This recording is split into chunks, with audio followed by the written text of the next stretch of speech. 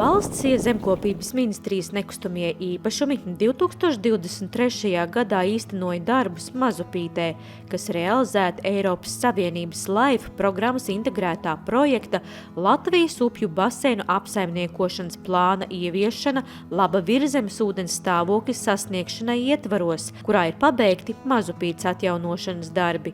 Projekta realizācija arī pierādīja, ka meliorācijas darbi var būt dabai draudzīgi un zaļi, jo daudzas ūdens notekas tiek atjaunotas sadarbībā ar dabas pārstāvjiem un ekspertiem. Šis projekts zemkopības ministrijas nekustamiem īpašumiem ir unikāls projekts, jo pirmo reizi mēs piedalījāmies projektā, kur plašāk tiek spriests par hidromorfoloģisko pārveidojumu ietekmes mazināšanu un ekoloģiskā stāvokļa uzlabošanu.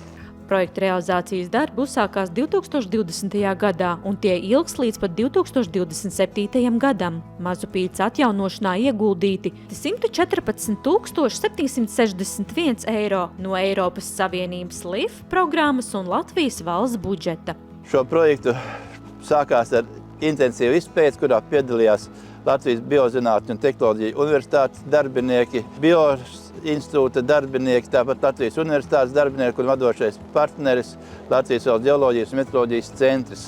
Ūdens notekā ir ierīkots 2 govju pārējas, ir ierīkots 3 zivju nārsta vietas un 3 sedimentācijas baseini. Tāpat laikā ir arī sakārtotas meliorācijas sistēmas, ir izteks atjaunots, novākts apaugums. Tajās vietās, kur iespējams viņš arī ir atstājis apaugums, lai upē būtu noēnojums un aļģes tik daudz neveidotos. Projekta ietvaros mums ir paredzēts apmēram 6-7 ūdens notekas atjaunot. Tas nav tikai šīs, bet ir arī uz Slocenes paredzēts ierīkot mitrājus un vašlējus, kas ir vēl unikālākas būves. Tātad, kur arī šīs barības vielas, kas ir slāpeklis un fosfors, tiks uztvertas un tālāk netiks nodīts. Projekta īstenošanas rezultātā uzlabojusies ūdens noteces ekoloģiskā kvalitāte, palielinājusies atjaunotā Mazupītes posma estētiskā pievilcība un atjaunota meliorācijas sistēmu darbība. Gājis labi. Šogad mēs pilnībā pabeidzam visus RF fondu projektus. Esam iesākuši arī LIFE Good Water projektus.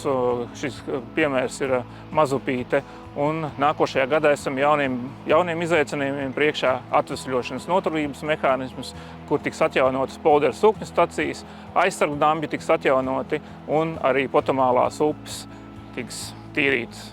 Paldies visiem par sadarbību, mūsu sadarbības partneriem Zemkopības ministrijai, Centrālajai finanšu līguma aģentūrai un arī visiem mūsu sadarbības partneriem, būvniekiem, būvuzraugiem un projektētājiem. Paldies!